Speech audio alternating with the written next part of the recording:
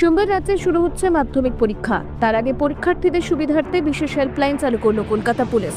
পরীক্ষা কেন্দ্রে পৌঁছানোর পথে কোনো অসুবিধা হলে ওই হেল্পলাইনে ফোন করলেই দ্রুত সাহায্যে পৌঁছে যাবেন পুলিশ কর্মীরা।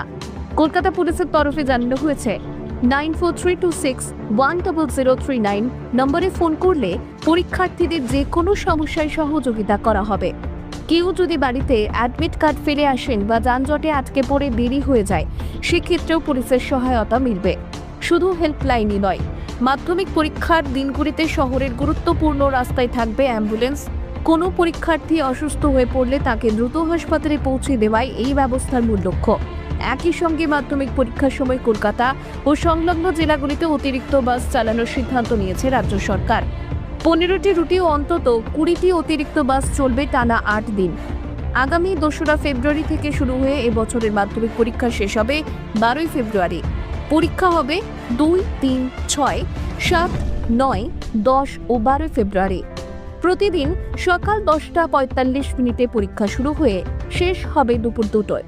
কর্মব্যস্ত দিনে যানজটের চাপ এড়িয়ে সময় মতো পরীক্ষা কেন্দ্রে পৌঁছতে পড়ুয়াদের পাশে থাকতেই এই বিশেষ উদ্যোগ।